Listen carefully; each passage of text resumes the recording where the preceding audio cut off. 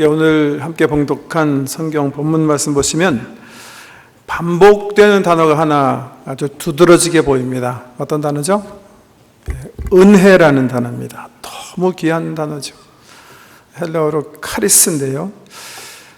제가 우리 성도님들에게 카리스의 뜻이 뭔가 이렇게 물어보면 아마 대부분 아실 거예요. 뭐죠?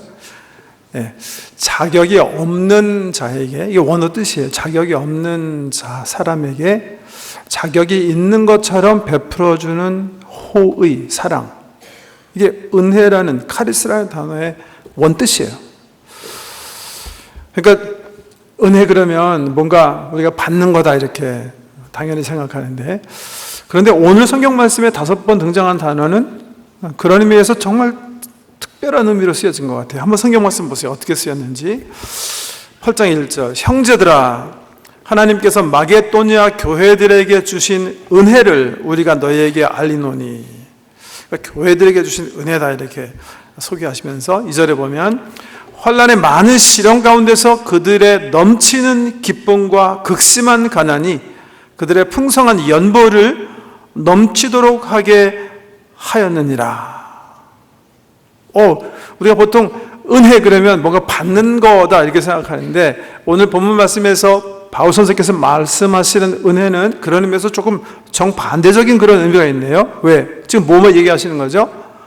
마게도니아의 교회가 있었는데, 마게도니아의 사도행전에 보면 바울 선생님께서 교회 3교회를 이렇게 은혜 가운데 세우세요. 첫 번째 세운 교회는 빌립보 교회고, 두 번째 교회는 베레아 교회고, 세 번째 교회는 데살로니가 교회입니다. 이 교회들이 굉장히 경제적으로 가난한 상태에 있는데, 그런데 예루살렘 교회, 사도들과 성도들이 모여있는 예루살렘 교회가 경제적으로 굉장히 힘들다는 소식을 듣고 자기들도 굉장히 힘든데 넘치도록 기쁜 마음으로, 자원하는 마음으로 헌금했다는 거예요. 그 사건, 그 일을 가리키면서 마게도니아에 하나님께서 주신 은혜다 이렇게 말씀하고 계시는 거예요. 왜 이 마게도니아에 주신 은혜를 이 고린도 교회 편지 쓰시면서 언급하고 계실까?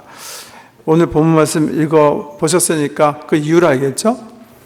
고린도 교회는 여러 가지로 자랑할 게 많은 교회였어요. 믿음, 지식, 주신 은사, 성령의 역동적인 역사, 이런 것들이 많이 일어난 교회이기 때문에 내세울 게 많았는데, 그런데 한 가지 부족한 게 있었어요. 7절 말씀 보세요. 바울이 이렇게 사실은 얘기하고 있어요. 오직 너희는 믿음과 말과 지식과 모든 간절함과 우리를 사랑하시는 이 모든 일에 풍성한 것 같이 이 은혜도 풍성하게 할지니라. 고린도 교회는 여러 가지 기도도 열심히 하고 성령의 역사도 엄청나게 일어나고 함께 모이기도 힘쓰고 열심히 해서 주를 섬기는 그런 교회였는데, 굉장히 한 가지 풍성하지 않은 게 있었대요. 그게 뭐예요? 마게도니아 교회처럼 헌금 생활하는 데 있어서는 풍성하지 못한 거예요. 저 이거 읽으면 생각나는 거 있어요. 우리 한국이 1970년대 기점으로 해서 교회들이 많이 부흥하게 됐는데, 70년대 여의도에서 열렸던 집회들이 있습니다. 엑스포전 74, 우리 대학생 선교회에서 학생들 훈련해서 전국에 파송해서 전도하려는 그런 집회도 있었고, 또 대형 믿지 않는 사람들 초청해서 귀한 하나님의 종들이 부흥 집회로 열린 그런 성회들도 있었습니다. 그 중에서 빌리그레암 목사님께서 2번 오셨어요. 70년대. 저도 그 집회 참석해서 찬양대 이렇게 했던 걸 기억나는데요. 고등학교 시절. 그 집회를 마치고 빌리그레암 크루세이드 어소시에이션에서 기적이다 그랬어요. 기적. 어떻게 이 한국이라는 나라에 하나님께서 중국이나 일본에 부어주지 않았던 이런 큰 은혜를 주셔서 이렇게 많은 사람들이 진실한 마음으로 하나님을 영접하고 이렇게 100만이나 되는 숫자가 모이게 하셨을까? 그렇다고 무슨 그때 여의도 광장에 이렇게 시설이 있는 것도 아닌, 지금은 대도시가 됐습니다만은 허벌판이었는데, 거기 이 모인 그 부흥의 역사를 보고 그냥 온 세계 교회 타산한 거예요. 자, 정말 하나님께서 이 한국이란 나라를 사랑하셔서 엄청난 은혜로 함께 계시다. 봐라. 사진으로. 근데 그분들이 자기네끼리 또 하나의 기적을 얘기하고 있었대요. 세계교회와 나누지 않은. 그런데 이렇게 많이 모였는데 이렇게 헌금 안 하는 기적도 있구나. 100만이란 성도가 모여서 그렇게 하나님의 은혜를 찬양하고 노래하고 예배했는데 이렇게 헌금 안 하실 수도 있구나. 요즘은 안 그렇겠습니다만은 고린도 교회가 그런 식이에요. 이 글을 쓰시면서 이 글을 읽어보면 바울 선생님께서 굉장히 염려하고 계시는 것 같아요. 왜냐하면 고린도 교회는 이미 예루살렘 교회의 그 연약함 때문에 자기네가 헌금하기로 작정했던 것 같아요. 1년 전에. 그런데 그 약속을 지키지 않고 있었기 때문에. 그래서 마케도니아에 있는 모범적인 교회들 예를 들어서 지금 오늘 본문 말씀 통해서 고린도 교회를 격려하고 계시는 거예요. 응원하고 계시는 거예요. 난 너희가 이 하나님의 은혜에 너희가 다른 은혜가 너에게 풍성한 것처럼 이 은혜에 너희가 꼭 동참하길 바란다. 근데 왜 드리는, 이 헌금하는 거, 연보하는 거, 자기 교회 아니고 지금 예루살렘에 있는 사도들의 교회를 돕는 거를 하나님의 은혜라고 표현하셨을까? 몇 가지 중요한 이유가 있다고 생각합니다. 첫 번째는요, 드림 자체가, 주는 것 자체가 복이기 때문에 그런 거예요. 누가 말씀하신 거죠? 우리 예수님께서 말씀하신 거예요. 우리 바울은 그 사실을 너무나 잘 기억하고 있었어요. 배워서. 사도행전 20장 보면 에베소 교회 장로님들 불러서 요한 같은 말씀으로 교회를 말씀에 세울 것을 부탁하시면서 그거 외에 한 가지 더 있다. 우리 예수님께서 친히 우리에게 말씀하신 바, 주는 것이 받는 것보다 더 복되다 하신 그 말씀을 너희가 기억해야 할 것이다. 주는 거는 여러분 행복인 거 아세요? 주신 분, 드린 분들은 경험하시는 거예요. 성도님 가운데 한 분이 이제 남편 먼저 하나님 나라 가시고 자녀들은 다 결혼해서 제각각 흩어져 살고 외로우시죠? 그래서 외로운 신경을 저한테 한번 표현하신 적이 있어요. 나이 들었더니 몸도 피곤한데 이건 너무 쓸쓸하고 너무 외롭고 찾아오는 사람 없고. 제가 친한 분이라 이렇게 말씀드렸어요. 성도님, 외롭다, 쓸쓸하다 자꾸만 얘기하면 더 그러니까 그러지 말고 남편이 애써 수고해가지고 일하셨기 때문에 연금도 타시고 또 올드페이지인가 올드에이지인가 거기도 나오시고 등등 돈 있으시니까 일주일에 한 번씩, 딱 한 번씩만 우리 교회 성도님들 가운데 교제하고 싶은 분 정하셔서 전화해서 내가 점심 좀 대접하고 싶으니까 같이 나와서 식사합시다. 나는 말고 특별히 혼자 드신 분 계시면 그분 초청해서 식사하세요. 그분 얘기 들어드리고 또 교우님도 자기 얘기 하시고 한 15불씩 저 드실 테니까 대접하려고 그러면 그거 해야 또 50주 계산하면 1,000불 안 되는 돈이니까 그렇게 투자해보세요.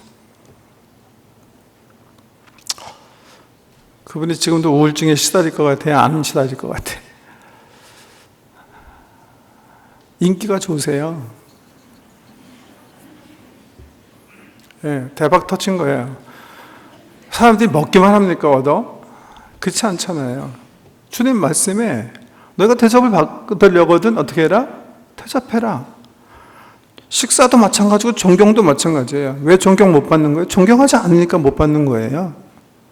존경받는 사람들은 존경하는 사람들이에요. 100% 개런티. 내가 사람들한테 존경 못 받아서 쓸쓸해. 내가 인기가 없어서 참 그래. 존경 안 하시기 때문에 그러는 거예요. 외경심을 가지고 주변 분들을 섬기지 않기 때문에 그런 거예요. 어떻게 일단 갑자기 무슨 전화 받아갖고 점심 대접 받았다. 다 내 덕인 줄 아십시오. 어떻게 섬기는 거는 예수님 말씀에 복이의 복. 받는 것도 복이에요. 그러니까 주님 말씀에 주는 것이 받는 것보다, 받는 것도 복이긴 복이에요. 근데 더 큰 행복이 있는 거예요. 뭐예요? 드림이에요. 그러니까 내가 행복하지 않다. 내가 기쁘지 않다. 우리 주님 말씀의 기준에서 딱 점검하셔야 되는 부분이 있어요. 나의 드림 부분이에요. 내가 얼마나 사람들에게 희생적으로 섬김이 되고 있는가, 드림으로 사는 헌신적인 그런 섬김이 있었는가. 받는 것보다 훨씬 더 기쁨이다. 이렇게 얘기하셨기 때문에. 두 번째, 왜 은혜라고 그러셨을까 생각해 보면요. 오늘 성경 말씀에, 우리 주님 말씀에, 그게 예수님 빼어 담는 거기 때문에 그러는 거예요. 9절 말씀 보세요. 우리 주 예수 그리스도의 은혜를 너희가 알거니와 부요하신 이로써 너희를 위하여 가난하게 되심은 그의 가난함으로 말미암아 너희를 부요하게 하려 하심이라. 뭐 얘기하시는 거예요? 예수님 생각해 보라는 거예요. 예수님 모든 것을 소유하신 분인데 자기 자신을 다 비우셨어요. 누구를 위해서? 우리를 위해서. 근데 우리는 누구 쫓아가는 거예요? 누구 닮기 원하는 거예요? 하나님의 형상을 우리에게 보여주신 예수님 닮기 위해서 지금 예수 믿는 거 아니에요? 예수님처럼 희생적으로 섬기고 주는 거, 이게 그냥 제자도라는 거예요. 예수 따라가는 사람들이 마땅히 해야 할 일들이에요. 결국 우리 인생의 성장은 뭐죠? 이기심의 극복이에요. 우리가 사랑하는 예수님 닮아서 사랑의 사람이 된다. 사랑은 뭐예요? 자기 성장이에요. 인격 성숙이에요. 결혼 생활 하시면서도 난 사랑에 실패했어. 자기 자신을 만들지 못했다는 얘기로 이해하셔야 돼요. 사랑은 내가 오래 참는 거거든요. 사랑은 내가 내 이기심을 극복하고 저 사람을 위해서 사는 거거든요. 화날 때도 참을 수 있어야 되는 거거든요. 다른 사람이 예의를 지키지 않더라도 내가 예의를 먼저 지키는 거거든요. 그래서 사랑은 성숙이에요.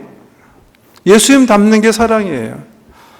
주는 것도 마찬가지예요. 사랑의 근본이 주는 거니까 예수님 닮는 거예요. 그러니까 은혜라는 거예요. 식당 얘기했으니까 좀 이렇게 우리 예수님의 풍성함의 관점에서 저는 가끔가다 우리 식당 잘 안 가요. 사실. 가끔 우리 성도님들이 이제 구태여 이제 식당에서 만나자 그러시면 그때 비로소 이제 가는데 갈 때 물론 잘들 하시겠지만 좀 신경 쓰이는 게 있어요, 사실. 뭘까요? 팁이요. 다는 아니겠지만 제가 이렇게 식당 가면 그 식당에서 섬기시는 분들이 제가 하나님께 묵상을 알아요. 다 대부분 알고 계세요. 근데 제가 겁나는 게 겁날 것까지는 없지만 죄송합니다. 우리 성도님이 쪼잔하게 팁 놓고 나올까 봐. 제 인기에 지장이 있을까 봐는 아니고요. 복음의 방해가 될까 봐. 기도는 그냥 열심히 하고 팁은 10% 이렇게 놓고 나오면 그분들이 예수 믿고 싶겠습니까? 그분들이 본 하나님께 오고 싶겠습니까? 저는 식당 가서 정말 섬기시는 분들 계시니까 전 15% 밑에 내고 온 적이 없어요, 정말. 그래서 걱정하는 거예요. 성도님 너무 조금 좀 어떡할까? 복음에 방해될까 봐. 우리 하나님께서 얼마나 풍성한 은혜와 우리를 베풀어 주셨습니까? 그러니까 우리도 풍성하게 하나님 성품처럼 풍성하게. 돈이 없는데 돈 없으면 가지 마세요. 왜 식당 가고 그분들 팁 15% 이상 받아야 시간급 이렇게 더해서 이렇게 자기 정상적인 월급 받는다고 하는데 왜 이렇게 민폐를 끼칠 수가 없잖아요. 집에서 맛있게 된장찌개 끓이시고 해가지고 잡수시면 되는 거지. 왜 가가지고서는 일하시는 분들 기분 나쁘게. 크리스찬이 할 일이 아니에요. 왜? 크리스찬이라는 말이 Christ-like 아닙니까? Christ-like. 그래서 바울이 얘기하는 거예요. 그리스도가 풍성하게 우리에게 드림받은 것처럼 너희도 그렇게 살아라. 물론 우리가 가난한 시절 다 겪었기 때문에 어려움. 지금은 아니잖아요. 지금 우리 카나다 살잖아요. 지지난 주가 라디오 들어가면서 보니까 올해도 역시 카나다, 우리 토론토가 세계에서 제일 잘 사는 도시 세계 그 5손가락 안에 또 들었거든요. 얼마나 하나님께서 우리에게 주신 복이 큽니까? 그 복을 누리셔야죠. 예수께서 풍성하신 것처럼 그리스도의 제자들은 풍성해야 된다고 생각합니다. 그게 은혜이기 때문에. 세 번째, 왜 은혜인가? 여러분, 우리가 사람을 섬기는 것 같지만 오늘 성경 말씀이 뭐라고 그러세요? 궁극적으로는, 영적으로는 하나님 섬기는 거다, 그렇게 말씀하고 계세요. 12절 말씀 보세요. 할 마음만 있으면 있는 대로 받으실 터이요 없는 것은 받지 아니하시리라. 지금 예루살렘에 있는 사도들과 성도님들 연약함을 돕는 성교비 구제비 있게 얘기하시면서 궁극적인 리스피안, 그 수혜자를 말씀하세요. 누구예요? 하나님이세요. 헌금은 사람에게 드리는 거 아니에요. 궁극적으로 하나님 섬기는 거예요. 하나님 받으시는 거예요. 특별히 우리 형제들 가운데 우리의 도움이 필요한 가난한 사람, 어려운 처지에 있는 사람을 섬기는 거, 이거는 뭐예요? 우리 예수님께서 힘주어 말하셨잖아요. 마태복음 25장에 보면 너희 형제 중에 지극히 작은 자에게 한 것이 바로 나에게 한 것이다.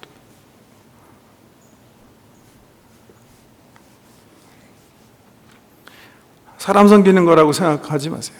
궁극적으로는, 영적으로는 우리 하나님 섬기는 거예요.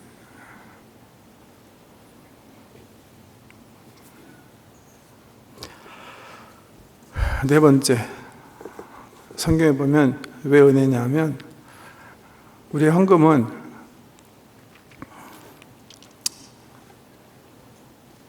우리 마음 속에 있는 사랑과 믿음의 진실함을 드러내는 것이기 때문이다, 이렇게 말씀하고 계세요. 몇 절 말씀이죠? 8절이네. 내가 명령으로 하는 말이 아니요 오직 다른 이들의 간절함을 가지고 너희의 사랑의 진실함을 증명하고자 함이로라. 영어 성경에 보면 이렇게 번역되어 있어요. I'm not commanding you, but I want to test the sincerity of your love by comparing it with the earnestness of others. 이게 좀 직역을 하면요, 어떻게 이 성경 말씀이 쓰였냐 하면, 내가 너에게 지금 헌금에 대해서 얘기하는 것은 다른 교회들과 비교해서 너의 신앙과 믿음이 얼마나 진실한지 비교하려고 하는 것이다, 이렇게 얘기하고 계시죠. 왜요? 헌금은 한 성도가 어떻게 신앙생활을 하고 있는가, 하나님과 얼마나 진실된 관계를 맺고 있는가를 알 수 있는 증거이기 때문에 그렇다는 거예요. 이건 일반적으로도 맞는 진리예요. 부부끼리 다투죠. 왜 너는 왜 화장품이랑 핸드백이랑 옷에 이렇게 돈을 쓰는 거냐? 당신은 왜 친구들이랑 먹고 마시냐? 그러면 피장파장 아니냐? 왜 다투는 거죠? 가치관이 다르기 때문에. 왜? 돈은 가치관의 표출이거든요. 내가 어떤 것을 소중하게 생각하는가 드러내는 그런 시금석이거든요. 한 사람이 돈을 어떻게 사용하는가를 조사해 보면 이 사람이 어떤 가치관을 형성하고 있는지, 삶의 우선권을 어디에 두고 있는지 금방 알 수 있거든요. 마음이 있는 곳에 돈이 가거든요. 내가 하나님 나라에 관심이 있어요. 하나님 마음 쓰시는 데 관심이 있어요. 내가 그런 신앙인이면 당연히 하나님 나라와 하나님 마음 쓰는 데 돈이 가 있다는 거예요. 사랑의 진실함이에요. 지금 고린도 교회에 대해서 염려하는 거예요. 왜? 너희 헌금 생활한 거 보니까 너희 진실함이 없다는 거예요. 그 관계성에 있어서 믿음의 진실함이, 사랑의 진실함이 보이지 않는다. 바울이 걱정하면서 얘기하는 거예요. 마지막으로 왜 하나님께서 이 헌금을 바울 사도는 하나님이 교회에 주신 성도들에게 주신 은혜라고 했을까?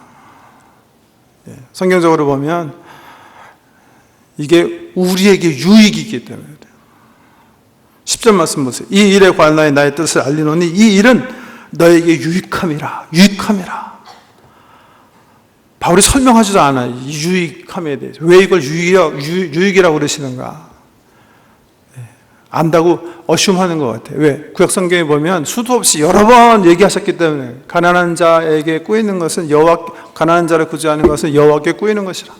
시적으로 고린도후서 9장에도 계속 바울 선생께서 헌금에 대해서 얘기하시는데 9장 9절 말씀 보세요.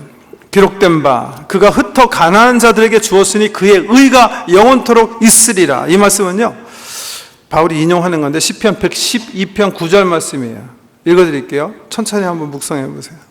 그가 재물을 흩어 빈궁한 자들에게 주었으니 그의 의가 영구히 있고 그의 뿔이 영광 중에 들리리로다. 다시요. 그가 재물을 흩어 빈궁한 자들에게 주었으니 그의 의가 영원히 있고 그의 뿔이 영광 중에 들리리로다. 여러분, 재물이라는 거 참 귀한 거죠. 역사적으로 살피면 빵이죠. 빵을 유통하다가 더 생명을 연장하기 위해서 만들어낸 게 재물, 돈입니다. 돈은 생명과 같은 거예요. 귀한 거예요. 근데 그럼에도 불구하고 재물은 축적하면 빵처럼 썩게 돼 있어요. 없어지게 돼 있어요. gone. 그런데 이 재물을 잘 사용하면 어떻게 돼요? 영구히 남겠다. 하나님 앞에서. 그래서 이렇게 얘기하는 거예요. 그가 재물을 흩어. 굉장히 트랜지안트한 없어질 수밖에 없는 이 재물을 흩어 가난한 자에게 주었은즉 그의 의가 하나님 앞에서 영구히 있겠다. 하나님께서 재물이 주신 축복이에요. 복이에요. 유익함. 제가 가끔 우리 장로님들에게 이런 지적을 받아요. 목사님, 왜 헌금에 대해서 설교를 안 하십니까? 제가 목회하면서 헌금에 대해서 설교 안 한다는 소리를 몇 분들이 하셔서 1년에 한 번 하겠습니다. 1년에 한 번 하겠습니다. 또 헌금에 시험 받으시는 새가족들이 계실 수도 있으니까 1년에 한 번 하겠습니다 그랬는데 잘 안 되네요. 그 이유가 있습니다. 첫째는 제가 보통 이제 성경책 한 권 통으로 이렇게 읽어나가면서 성경 말씀, 주의 말씀을 전하는데 참 애석하게도 우리 주님께서 별로 헌금에 대해서 말씀하신 게 그렇게 많지 않은 것 같아요, 성경에. 일단 제가 보기엔 그래요. 우리가 작년에 공부한 책들도 마찬가지잖아요, 그죠? 야고보서도 했고, 에베소서도 했고, 또 뭐 했죠? 없는데 막 만들어내서 할 수는 없잖아요. 네, 그게 변이란 변이고요. 두 번째는 제가 30년 목회하면서 제 경험을 토대로 생각해 보면 하나님께서 우리가 하나님의 영광을 위해서 세워놓은 사업, 믿음으로 하나님께 연전에 계획한 그 일들을 함에 있어서 30년 세월 동안 한 번도 모자라서 못 해본 적은 없어요. 남은 적도 없어요. 항상 믿음대로 하나님 채우세요. 지금 제가 3일 전에 무슨 팀장 회의에서 들어보니까 한 3만 불 정도 모자란다고 하는데 200만 불 넘어가는 예산에 3만 불 모자라니까 뭐 이렇게 큰 모자람은 아니죠. 전 성도님 통해서 하나님께서 올해도 채워주실 믿어요. 예. 그래서 뭐 별로 신경 안 쓰는. 근데 오늘 왜 이 말씀을 청세기 하지 왜 이거 했느냐? 이유 여러분 잘 아시죠? 다음 주일에 우리 교회 예산을 위해서 헌금하는 때가 아니라 교회 밖, 우리의 도움을 필요로 하는 분들을 위해서 우리가 헌금해야 하는 주기 때문에 하는 거예요. 다음 주가 우리 설립 49주년입니다. 그래서 예년처럼 우리가 두 가지 사업을 위해서 설립 감사 헌금을 드리게 됩니다. 첫 번째 잘 아시는 대로 월드비전을 통해서 49주년 맞이했기 때문에 49명의 아이들을 입양해서 이렇게, 입양은 아니죠, 뭐라 그러죠? 후원, 스폰서하기 위해서 하는 거예요. 49명이기 때문에 필요한 돈이 한 2만 3, 4천 불 정도 되는 걸로 알고 있는데 주보에 좀 자세히 계산해 놨습니다만은 그거 플러스 3년 전부터 우리가 이제 운영하고 있는 중국의 탈북 고아원 운영하기 위해서예요. 그 고아원은 우리가 시작한 거 아닙니다. 한국의 어떤 교회가 시작했는데 그 교회 내부에 큰 어려움, 분쟁이 있어서 더 이상 그 고아원을 받을 수가 없기 때문에 탈북 고아들이 길거리에 내앉게 된다는 것을 우리가 연변과기대 교수님들 통해서, 선교사님들 통해서 듣게 됐어요. 사실 또 맡은 거죠. 그럴 수 없으니까 우리가 하자 해서 맡은 거예요. 그래서 우리가 한 4만 2천 불 정도 목표로 다음 주에 헌금을 하게 되겠습니다. 첫 번째 사업을 좀 더 설명드리면 볼리비아 사업인데요. 종전까지는 우리가 그냥 49명 어디에 흩어져 살든지 그냥 그 아이들을 월드비전에서 알아서 이제 써라 그렇게 지원했는데 작년부터 우리가 조금 더 인바부되고 우리 성도 특별히 우리 차세대들에게 그 섬기는 기쁨, 의미, 더 나아가서 더 많이 섬기는 교회로 성장하기 위해서 우리 2세 중심으로 한 마을을 이렇게 좀 교회가 맡아서 좀 발전시키는 그런 일을 해보자. 그래서 월드비전과 협약 가운데 이 남아메리카의 볼리비아의 한 마을을 맡게 됐습니다. 그 마을이 좀 설명을 드리면 코카밤바라는 볼리비아 세 번째로 큰 도시 옆에 위성 도시예요. 저희 감사합니다. 잘 해주셨네요. 저긴데 그 도시 이름이 라롬바스라는 그런 도시인데 한 15,000명 사는 도시고 이제 빈민가죠. 빈민촌이고 이제 부모님들은 주로 이제 그 싹품팔이 하러 그 큰 도시로 나가서 낮이 되면 이렇게 아이들만 이렇게 버려진 그런 폐허의 도시입니다. 그 도시가 굉장히 어려움 가운데 있다고 해서 이제 월드비전에서 이 도시를 이렇게 새롭게 하기 위해서 7년 프로젝트를 가지고 계획을 세운 그런 마을이에요. 근데 파트너를 찾았기 때문에 우리 교회가 기꺼이 응하게 돼서 앞으로 7년 동안 이 지역에 필요한 인프라스트럭처들, 학교, 또 의료, 도서관, 또 뭐가 있을까요? 식량, 영양, 이런 것들을 포괄적으로 계획된 사업을 진행해서 우리가 7년 후에 나올 때는 이 마을이 정말 사람 살 수 있는 그런 마을이 되도록, 특별히 여기서 버려진 그 수천의 아이들이 소망을 갖고 살 수 있도록 하는 마을로 만들려고 합니다. 그래서 지난 5월이죠. 5월에 우리 영어권의 엔지 송 목사님께서 영어권 리더들과 함께 1차 방문하셔서 우리 교회 출신으로 지금 월드비전에서 디렉터 맡고 있는 조병문 목사님과 함께 이 지역을 답사한 바 있습니다. 먼저 한번 사진 한번 그냥 쭉 보여주세요. 빠른 속도로. 네, 방문하고 돌아온 팀들이 그 마을 사람들과 함께 찍은 사진들인데 한번 보시고요.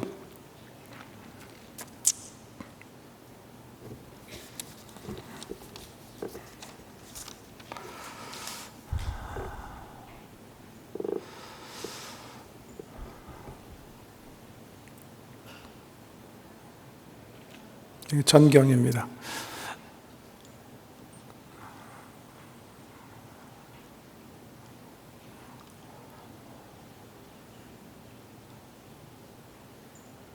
네, 치킨 보여드렸는데 우리 성도님들이 이제 헌금하신 돈으로 가난한 그 홀어머니들이 애 놓고 멀리 가서 일하지 않고 도시 가서 일하지 않고 집에서 이렇게 양계해서 달걀로 아이들 영양도 공급하고 또 팔아서 아이들 학비 될 수 있도록 그런 사업을 하고 있다는 것을 이제 보여드리는 거고요.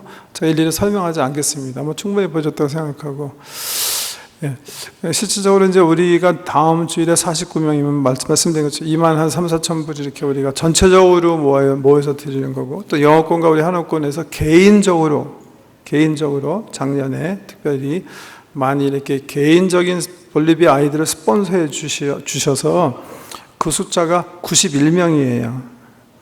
그래서 우리 교회 전체적으로 하는 숫자 49명. 개인으로 하신 거 91명. 그래갖고 총 140명을 우리가 이제 후원하게 되겠습니다. 그래서 총 제 계산은 6만 7천 불 정도 되는 돈으로 앞으로 향후 7년 동안 이 지역의 발전을 위해서 사용하게 되겠습니다. 또 하나는 중국 고아원인데 역시 사진 그냥 빨리 돌려주세요. 이미 보셨던 사진, 보셨던 게 이번에 새로 이제 여기 박철범 교수신데 이번에 가서 찍어온 사진인데 아이들이 정말 부모 밑에서 잘 성장하고 있고 이제 고1, 고2 되어서 이제 한 2, 3년 후면 다 대학교에 가도록 이렇게 무럭무럭 잘 크고 있고 밝게 또 공부도 열심히 해서 소망을 불태우고 있습니다.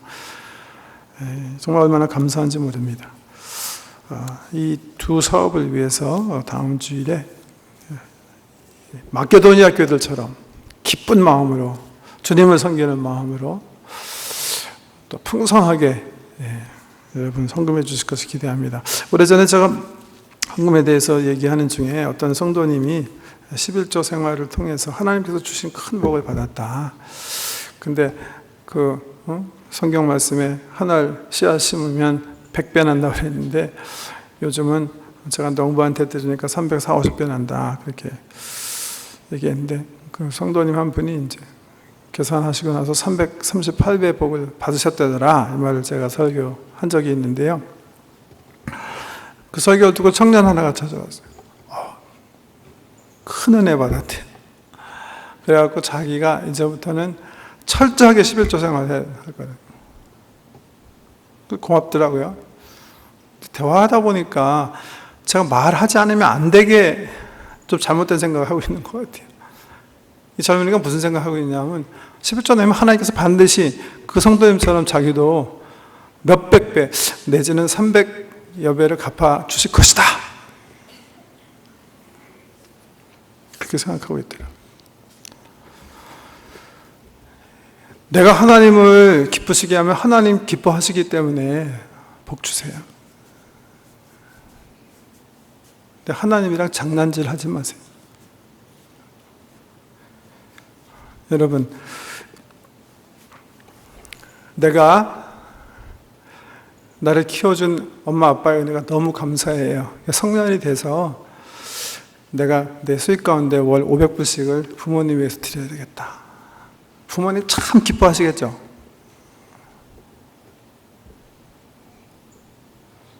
근데 500불 드리는 숨겨진 동기가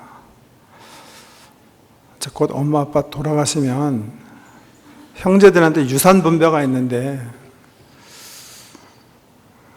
내가 잘만 엄마 아빠를 요리하면 나는 큰 복을 얻을 것이다.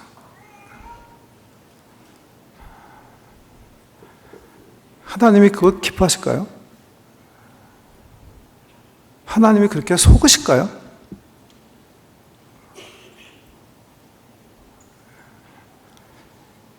헌금은 하나님과 하는 비즈니스 투자같이 생각하지 마세요. 미국의 복음주의자들 가운데 번영주의 신학이라는 게 있는데 좋은 것 같으면서도 참 독이 많은, 하나님은 마음을 중요하게 생각하시는 하나님이세요. 성도님에게 300배 복을 베풀어 주시는 은혜는 그 성도님이 하나님의 마음을 기쁘시게 했기 때문에,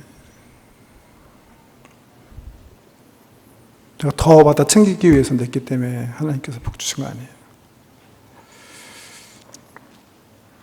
또 다른 유익이 있어요. 드리면은 성경 말씀 마지막 말씀인데 13절 말씀 보세요. 이는 다른 사람들을 평안하게 하고, 저는 이게 정말 귀한 복이라고 생각해요. 나의 작은 드림이 다른 사람을 샬롬하게 한다는 거예요. 이게 하나님께서 우리에게 주시는 보상이에요. 가장 큰 보상이라고 생각해요, 저는. 우리가 다음 주일에 조그만 정성을 모았기 때문에 롬바스에 있는 아이 중에 런치 싸우지 못한 애가 50년 전 우리가 학교에 런치 못 사갔을 때 받아 먹었던 그 옥수빵,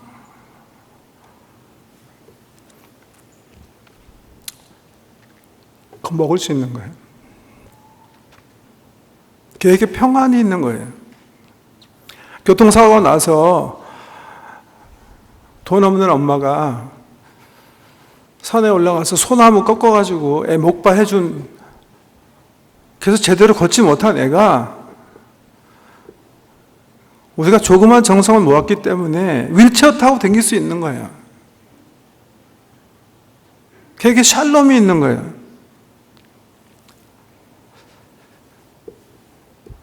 홀어머니 가정에 태어나서 대학 갈까 꿈도 못 꿔요. 근데 성도님들이 헌금해 주셨기 때문에 한 아이가 다른 애들처럼 나도 이제는 꿈 가지고 공부하면 대학 갈 수 있게 된 거예요. 샬롬, 다른 사람의 샬롬, 충분한 보상 아닌가요? 그 자체가 보안인가요?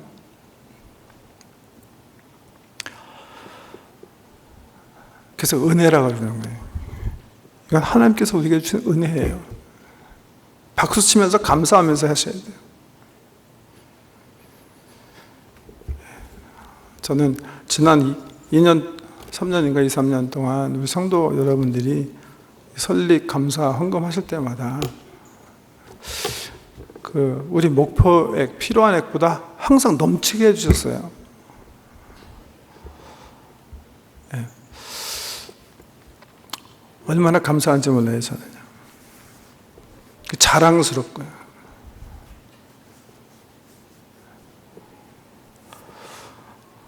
우리 동료 선후배 목사님들한테 자랑하는 것 자체가 치사해서 자랑하지 않는 게 맞지만 전 자랑하고 싶으면 그거 자랑하고 싶어요. 하나님 기뻐하시는 거예요. 우리의 의고요. 귀한 복이 다음 주일에도 그 다음에도 계속 우리 교회 넘치시기를 주의 이름으로 축복합니다.